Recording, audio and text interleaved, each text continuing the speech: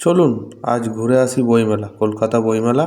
প্রথমে ঢুকেই কোন দিকে যাব, কী করব না করব বুঝতে পারলাম না।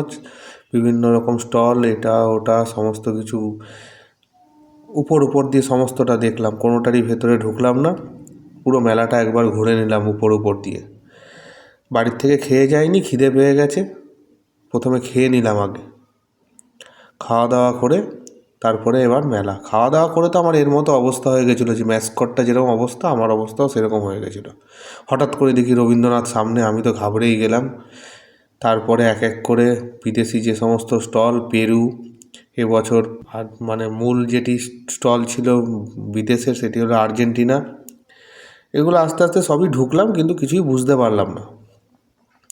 তারপরে উত্তম কুমারের ওপর একটি বিশেষ একটি স্টল হয়েছিল, যেখানে উত্তম কুমারের সংরক্ষিত নানা রকম জিনিসপত্র, নায়ক মুভিতে যে সমস্ত জিনিস ব্যবহার হয়েছে, হীরক রাজার দেশে যে একতারাটা ব্যবহার হয়েছে, সেই একতারাটা দেখলাম। অনেক রকম দেখার জিনিস, বেশ ভালোই লাগলো ওটা ঘুরে আমার। আর বইপত্র সম্বন্ধে আমার বিশেষ একটা অভিজ্ঞতাও নেই যে বই কী দেখবো না দেখবো, তবে দেজ পাবলিকেশনে প্রচুর লাইন দেখলাম। তারপরে এই আইএফের স্টলে গেলাম, ওখানে একটা কুইজ হচ্ছিল, ওখানে অংশগ্রহণ করলাম, দু একটা প্রশ্নের উত্তর দিলাম।